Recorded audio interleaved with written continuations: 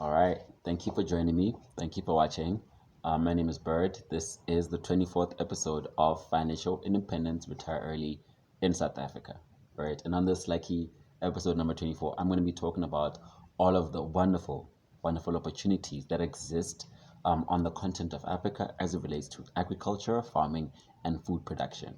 Right. The African Development Bank projects this industry to be worth a minimum 1 trillion American dollars in the next 10 to 30 years. So, as young African farmers, as young African business people, as young African investors, innovators, yeah, we are in a unique position to take advantage of this potential $1 trillion minimum economic opportunity as it relates to creating sustainable domestic and international food production, farming, and agriculture industry for the sake of our own food security, in our unique countries in Africa and for the continent in general, but also to create food security for the rest of the world. So, again, Africans are in a unique position. Young Africans are in a unique position to grow, develop, and evolve the food, farming, and agricultural product industry into a $1 trillion economic opportunity, right? Africa is one of the, yes, less developed continents in the world. So using all of the opportunities and strength that already exist. I mean, there are some weaknesses, and I'm going to mention a lot of statistics in this video. So at any moment, you can rewind the video and re-listen to the statistics, or you can play the video again in order to understand the statistics in context, so that you can position yourself effectively to take advantage of all the opportunities that I'm going to mention towards the end of the video. Right. So if I mention a number that you might not understand or agree with, at any moment you can check it out. But we are in a unique position, as young Africans, to take advantage of this potential, again, $1 trillion economic opportunity with all the strengths that we have and some of the weaknesses. Again, coming from a country like South Africa, we have a really, really unsustainable, ineffective, and backward land ownership pattern, right? Where 20% of the minority population, which is the colonial population at that, still owns about 90% of the land, right? That is a huge problem that we have to overcome. But regardless of which country you're in, regardless of the land ownership patterns, at any level, whether you're from rural areas, whether you're from semi-rural areas, whether you're from the city or you're from the township, or you're from the suburbs, at any level, at any moment, you can find an opportunity for you to participate in the agriculture industry and assist us or assist yourself too, in growing this industry into the potential that it has, right? So agriculture is one of the more lower risk, low barrier of entry industry with inflation and recession modes. Inflation is calculated by the price of food. So when inflation hits, if you're anywhere in the food production value chain, you probably are positioned to benefit from, rising food prices. When recession hits, people are always going to be buying food. So if you're within the food value chain, you're probably also positioned to take advantage of, well, I don't want to say take advantage of recession, but you're still in a position to make money, even though people are, the general population might be going through a recession. So agriculture is a relatively low risk, relatively low barrier of entry industry with some inflation and recession modes, and so much opportunity for growth and funding, right? And one of the things that puts us Africans in a unique position is the fact that Africa has 60 to 65% of the remaining untouched arable land in the world, right? So of all of the farming land that's left in the world, 60 to 65% that's left untouched, right? 60 to 65% of it is in Africa. And on top of that, we have 10% of the freshwater resources in the world. So we have the land, we have the water.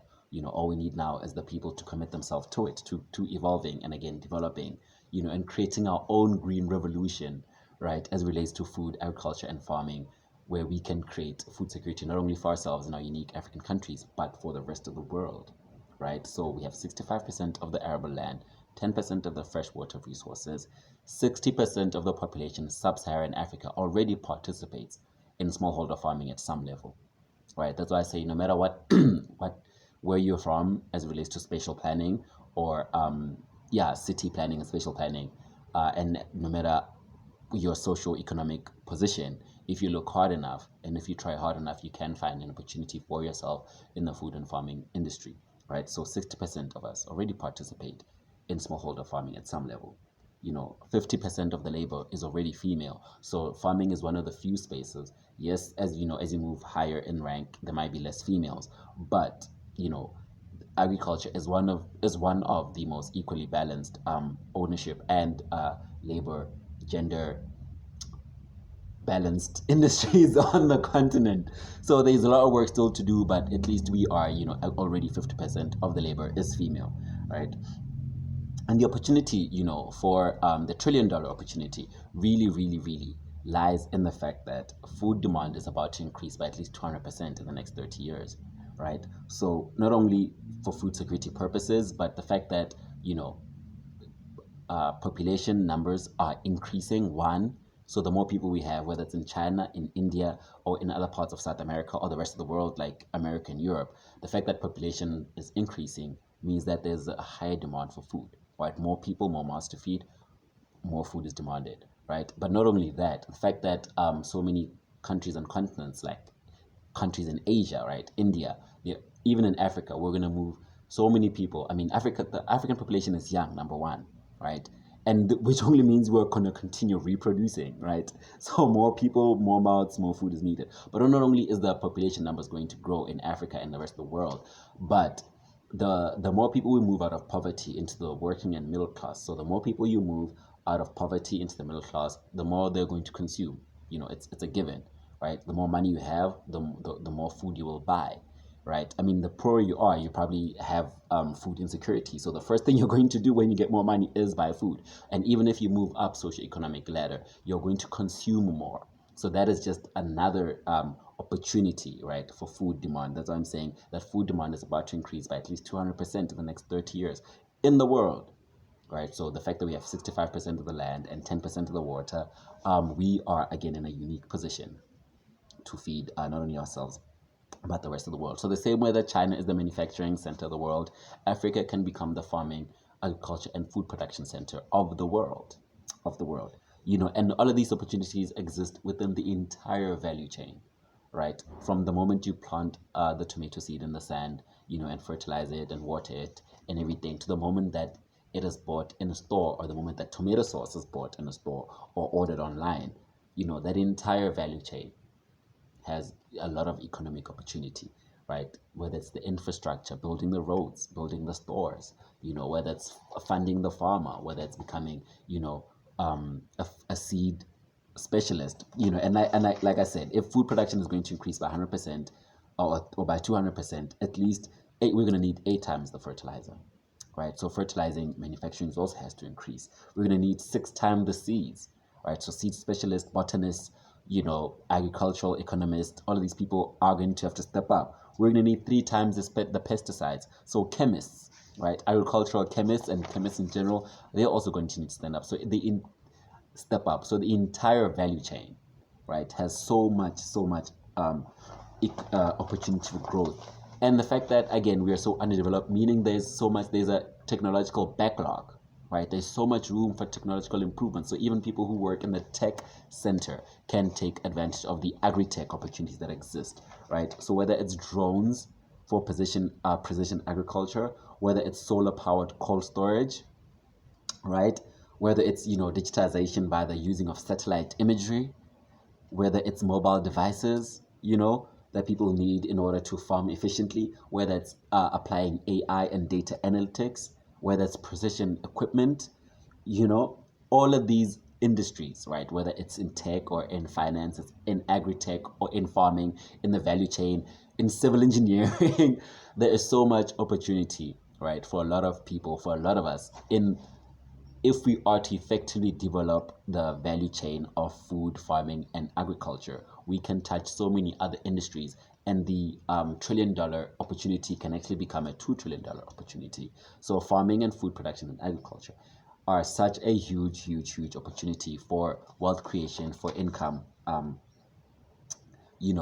for people in this African continent. So now I'm going to mention the more specific career opportunities that exist, in the entire value chain and supporting industry, right? So I'm going to speak about specific industries that exist, or specific career opportunities that exist within the agricultural value chain and supporting industries, right? So something like agricultural consulting, right? People that do the research within the industry, right? People that do advising, people that understand seed, soil, techniques, farming techniques, people that are going to introduce new technological techniques, people that are going to do all of the agribusiness training also. So not only agricultural consulting, doing the research part of the industry, but also even in the agribusiness training, people that are going to do livestock and crop training workshops, people that are going to give classes, people that are going to do farm visitation sessions and assist the farmer, again, understand his soil, seeds, and techniques, right? And also the general knowledge economy that exists around agribusiness training and agricultural consulting. Right, so that is one of the more specific career opportunities that one can look into. Again, the next one, farm produce, processing, and packaging. Right, so whether it's building the processing plants from turning tomatoes into tomato sauce, whether it's creating the packaging, right, the bottles or the plastic that's going to now package the tomato sauce or package the tomatoes themselves, right, or whether it's the recycling of all of the waste produce that's going to be created by the bottles, the plastic, or the food itself. So there's so much, again, specific career opportunities that exist within the farm produce, processing, and packaging industry. Cold storage also, right? Creating storage equipment, the cold storage that's going to be needed for transporting food or for storing food in stores or in food banks, right? That is another opportunity that exists in the farm produce, processing, and packaging industry. We also go into farm produce marketing. There are people who produce, but they don't know where they're going to sell to.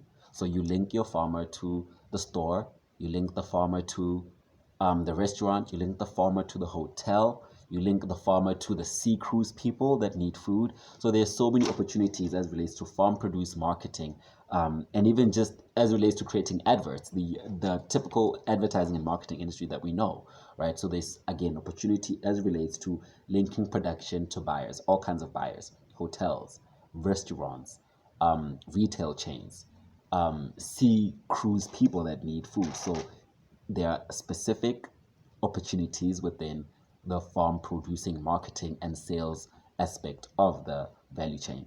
Now, again, we also have farm transportation and logistics. So whether it's building the roads, right, if you're a civil engineer, whether it's building the train tracks or whether it's building the actual trains themselves, right, whether it's being a truck driver, whether it's being a train driver, right, whether it's creating livestock produce transport equipment, right, whether it's being able to fix livestock produce transport and equipment, being able to fix these fridge trucks, again, whether it's just in civil engineering, there are, again, more specific opportunities in farm transportation and logistics, trucks, trains, livestock produce transport equipment, infrastructure, and so forth. Again, agri-tourism. There's a huge opportunity in agricultural tourism. There are people that will pay to visit vineyards, people that will pay to visit strawberry farms, people that will pay to visit wonderful flower farms. But I don't know what's the word for flower farms, but botanists can probably help us there, right? So, and also tourism events at farms, whether it's holding a music concert at an interesting farm, or whether it's holding a festival, at a farm, whether it's holding an overnight camping trip at a farm or a hiking trip. There is a lot of opportunity as it relates to agri-tourism part of the agricultural value chain, creating a tourism industry around your farm, right? In inviting people to come and stomp the grapes for you or to pick the strawberries for you. There are people who are willing to pay good money to spend an interesting weekend, at a beautiful, serene farm. So the agritourism industry also is a huge, huge opportunities for us as young people on this continent who are looking into other aspects of the farming industry that we can jump into. If I don't have a farm, if I don't have any land and I live in the town, I take advantage of the boom that's going to come in the agriculture industry. These are the things that I'm talking about, right? Again, technological solutions for farmers, whether it's building apps that help them farm efficiently, whether it's weather forecasting, whether it's soil testing technologies, whether it's data and disease management, whether it's financial services, insurance, again, whether it's drones, all of these technological solutions for farmers, again, provide another wonderful opportunity for people across the farming value chain to take advantage of these opportunities, right? Again, whether it's solar powered cold storage, right? So the agriculture and farming industry is a potential, in my opinion, $2 trillion industry And the African Development Bank says it's a potential $1 to $1.5 trillion industry. So there's a lot of opportunity for you, right, to understand the farming ecosystem, to understand the farming value chain, and see where you can position yourself to take the most advantage and make the best of the opportunities that we have as Africans, with 65% of the arable land, 10% of the freshwater resources, and all of the infrastructure and technological backlog that we have, all of the, food processing plants that we still have to build, all of the fertilizers that we need, all of the seeds, the pesticides, right? Creating this green revolution, right? Proceeding, and understanding the food demand that's about to happen on this continent and the world, and preparing ourselves for that, right? So again, there are opportunities again to also invest in agriculture. Again, even if you don't have a farm or you don't want to participate in any of these other jobs that I mentioned, whether it's in agricultural consulting, the knowledge economy of agribusiness training, equipment leasing, renting out your tractors, renting out your plants, technological solution, agritourism, farm transportation. Even if you don't want to participate in these other aspects of value chain, you still can invest in farming. So there are farming opportunities as it relates to digital agri crowdfunding, right? So there are some crowdfunding solutions for farmers, whether it's a company called Farm Crowdy in Nigeria, whether it's AgriCool in South Africa, whether it's Livestock Wealth in South Africa, whether it's Aero Farm in Somalia. There are even also opportunities for investors who don't want to do any of the work, who don't want to be part of the value chain, but just want to invest in farms. There are opportunities for investing in agri crowdfunding solutions like Farm Crowdy, AgriCool, Livestock Wealth, and Aerofarm. So we need to think broadly, we need to think out the box, and need to understand again the entire value chain and make the best of the opportunities that exist for us to be able to do, create food security for our specific countries, for the continent in general, and for the world. This is Financial Independence, Retire Early. My name is Bird. Please comment if there's anything you enjoyed about this video, if there's anything you'd like to add, if there's another conversation you'd like for me to start. I'm going to leave all of my community details within the description box. You feel free to text, email, Facebook, WhatsApp, all of that. Again, thank you for watching, and please share this content with anybody else who you feel might find it valuable. And let's, pursue financial independence for the sake of retiring early, but also for the sake of evolving, developing, and strengthening our continent. Thank you for watching. Bye.